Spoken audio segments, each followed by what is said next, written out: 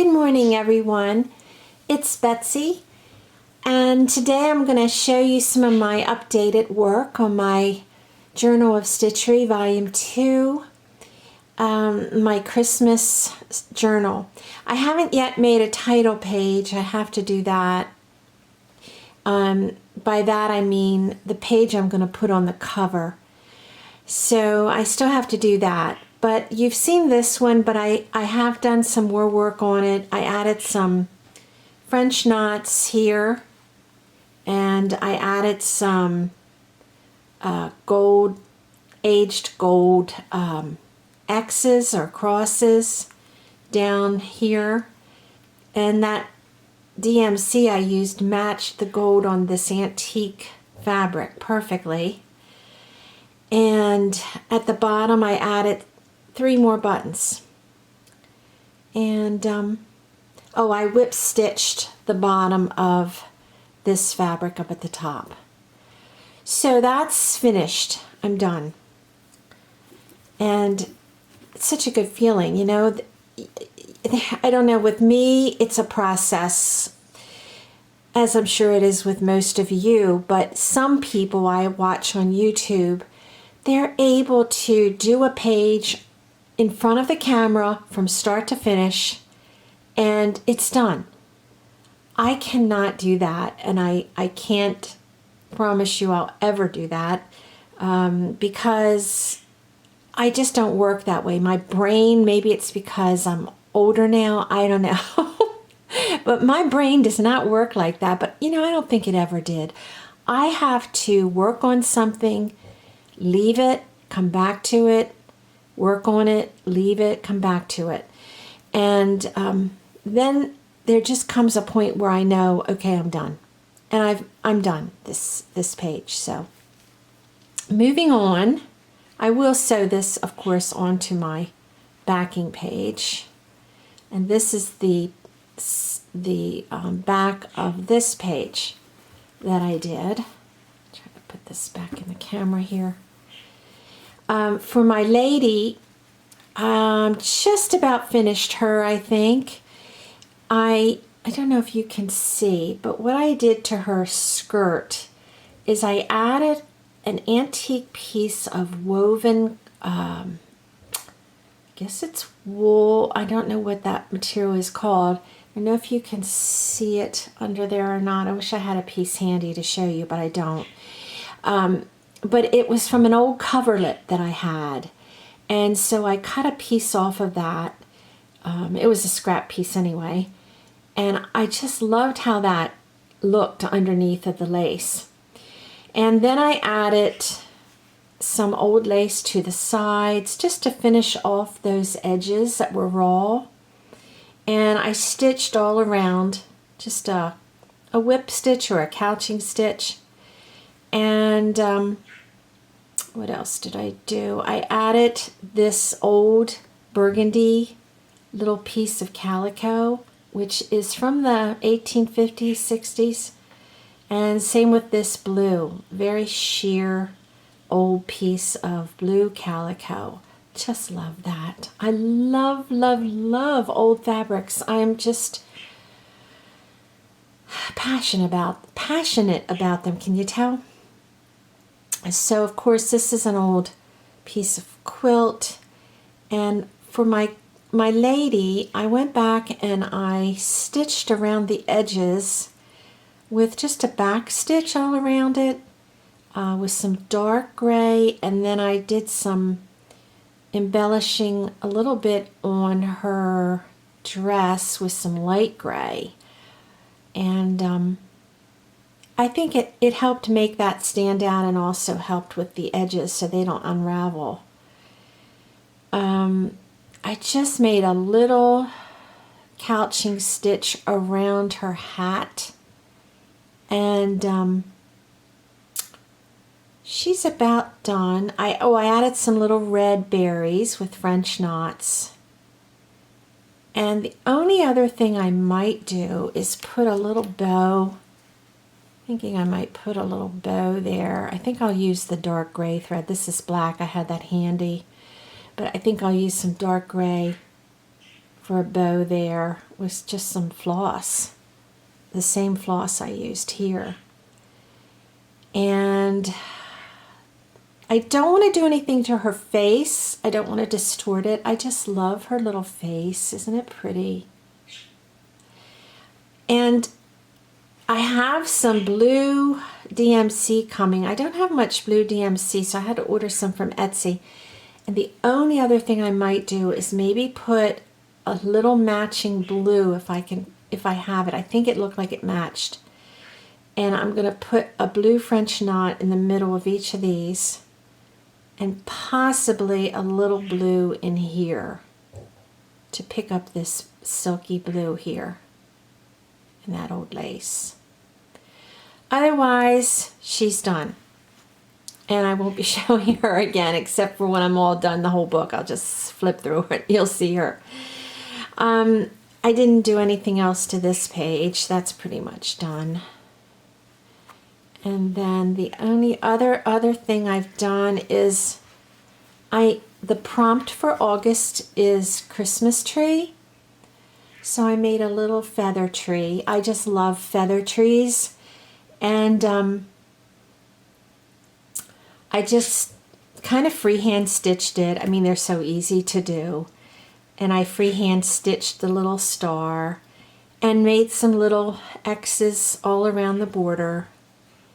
And I did stitch in a little box for the stand to set the tree in. The only thing is, I'm thinking I might use this little, what do you call that, twill? I can't remember the name of that kind of material, but I might put that there. What do you think? Should I just leave it all stitched and rustic like that, or sew this down? Excuse me. I am getting some more thread in dark green to put in a few pine needles. I just want a couple pine needles here and there on my little branches. And the other thing I wanted to mention to you was this thread that I used. I really love it. Some of you may know about it. I've just discovered it actually, and I don't know how I found it, but maybe from YouTube or Pinterest. I can't remember how I discovered it. But I love it because it makes your work look more rustic. And this is what it is. This is called Rustic Wool Moire. So I have it in this kind of a variegated brown that I used for the trunk and the branches. And I have it in this rusty, that's my dog snoring, sorry.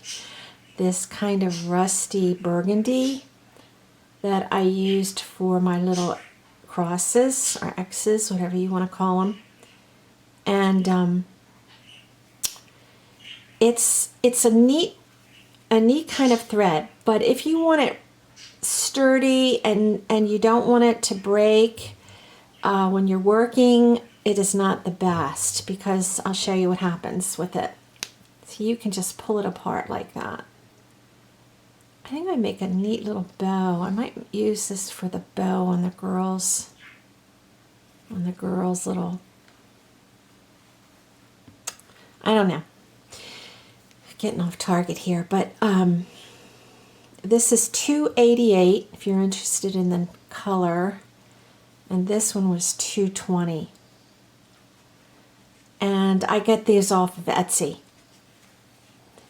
So yeah, I'm getting the dark green for my evergreen pine needles, and that should be here any day. So I do like it, but you need a big eye chenille needle for that, because it is tricky to get in the eye, I'll tell you that. So, so that's that. And I feel pretty good, you know, about that start with my little August tree, Christmas tree. And we'll see how it goes and how, if I end up using this or not. I'm not sure. Tell me what you think about that. So that's as far as I've gotten on my book. Now, the other thing I wanted to share with you today was this old spool, which I absolutely love. I got that off of Etsy too, a while back. But I was watching Nick the Booksmith. I don't know if you've ever seen her on YouTube. Nick, N-I-K, the Booksmith, all one word. I love her. She has a great personality, and she's just amazing. She makes fabulous journals of every kind, and she also made something called a Snippet roll, and she inspired me and motivated me to make one. If you're interested in learning exactly how to do it, you can look her up and look for her Snippet roll tutorial. There's a lot of them on YouTube. I am going to make another one. This was my first, and I made it 3.5 inches long, which I'm glad, or wide, which I'm glad I did, because I love how, you know, you can get more of your fabric to show on that width, and it fit well on this spool. But I want to make another one. I have another old spool here with the spool. This one I paid $3 for, and I got that from an antique store. I want to make one that's only about 1.5 to 2 inches. And that one I'm going to make with all my little calico and primitive fabrics. So the whole thing is very, very primitive. This is a little mix. I have a few new fabrics in here, and I have vintage and I have antique. So, but what I want to do is maybe make a few that have a theme. Like one will be antique fabrics, one might be twa. I want to do one with all twas. Wouldn't that be pretty? One might be all lace. One might be all any kind of fabric that you're in love with. I think they're so much fun to make. They're easy, and let me just share this one real quick. So I used some old eyelet and some, here's that striped, what is that called? Twill? I keep thinking twill. And this is another old linen. This is vintage from about the 70s, maybe 80s. It's a Waverly screen print. I have about 2 yards of this fabric and never used it. I was going to use it for curtains, but it just did not go in my house. So I never used it, but it's very folk artsy and I adore it. So I'll be using that more in my craft work. This is a vintage fabric that I used, never, you know, it was in my stash. And this is an antique fabric that I had. This is a silk. And after you sew your pieces all together, you embellish them with laces. I also used my machine and I stitched some pretty embroidery stitches on it. You could also do that all by hand if you wanted. Sorry about my dogs in the background and my birds, my parakeets. Whenever I get on, they think they're in the video and they want to talk too. Either that or they're annoyed by me talking so much, as I am annoyed by them. So it's mutual. This was an old ribbon. I just love that ribbon with a little church on it. Isn't that dear? I try to keep my colors very similar.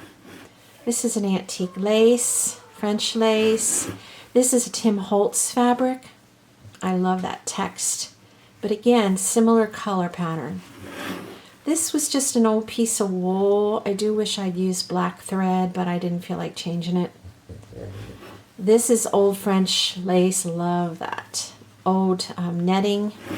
Now this is a newer fabric, which I really like. I got that off Etsy. It has sheep in it. I'll show you more of that later. This is a piece of gingham here. That's a newer gingham. This is very old lace. Here's another machine stitched embroidery, fancy stitch. This is a stamped ribbon on muslin. New, that's new. This is more eyelet, and now you can see now my fabrics are repeating, okay? Because when you make your strips of fabric and you glue them or sew them down, you cut them apart and then you sew them end to end. This is some little vintage, what do you call them? Yo-yos, and some antique buttons, some old trim, excuse me, some more of that vintage, alphabet fabric, some more fancy embroidery stitches from my machine, and some more of the antique. I love that little antique calico. This little girl, I found her somewhere online. I just loved her. I printed her out on cotton, and I still have to applique her down a bit or do something with the edges. I enhanced her eyes before I printed her out, so they're bright blue, and I just love how they stand out. So some vintage trim. There's that pretty Christmas ribbon again.